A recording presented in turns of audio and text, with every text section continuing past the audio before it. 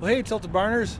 So we're out here in the fields and got some video from yesterday when I was out running the field cultivator, getting the first couple of rounds or passes, I guess, through the field. If you see behind me, see everything's been worked up. And the other thing I've got is you see behind me here, there's this 4x4 behind me, and I found that, and I found this last year, but with this style of field cultivator, with the points that are on it, it doesn't have very good points, and so it's more of like a chisel.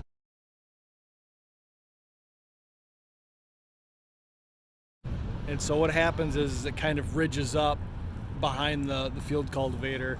So I took some 4x4s and an old signpost, bolted the 4x4s together, put some not toe straps, but ratchet straps to hook it on, and then took some log chains behind that yet, just to kind of level off the high spots. And I think so far it looks pretty good. So we got it all worked up. I'm feeling pretty happy about it.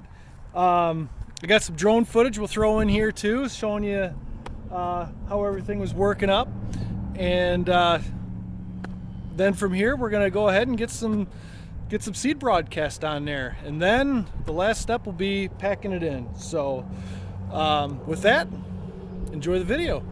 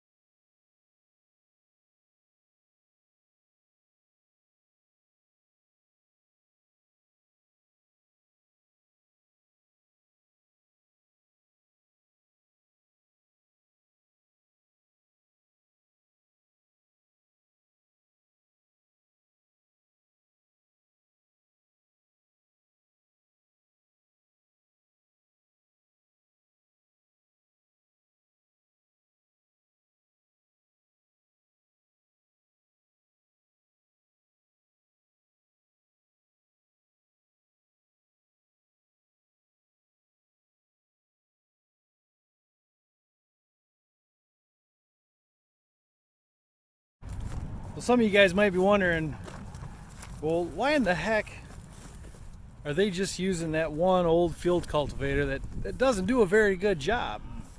And the answer's simple. It's money. When this is seeded, we need this field cultivator for this seeding and for last year's seeding. And then after that, the odds of us using this thing are pretty slim. I mean, we may use it once a year to work up a sacrificial lot where the cows have wintered, and maybe throw some sorghum or something like that in there, as a winter annual. But we're not going to be working up acres like what we've done the last 2 years. So there's just no reason to make a big investment on a bunch of equipment that we're going to have to maintain and, use just a couple times. So that's the reason why, we just have this. We got a set of color packers. We got a broadcast seeder. It's a very minimalistic approach to what we're doing. We don't need this stuff in the future, or if we do, we'll need it very rarely. And so it just doesn't make sense to buy a whole bunch of equipment to just have sitting in a fence row after that. So if you're wondering, that's why.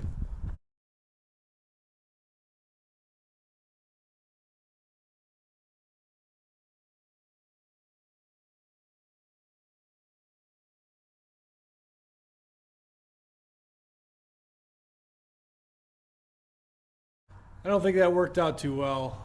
It was pretty shaky, but if there was any video on there, I'll try and throw it in. But that drone, I think the tractor was moving too fast for it, and it didn't like the speed, so it reset and went back. So it is what it is. So it's all seated.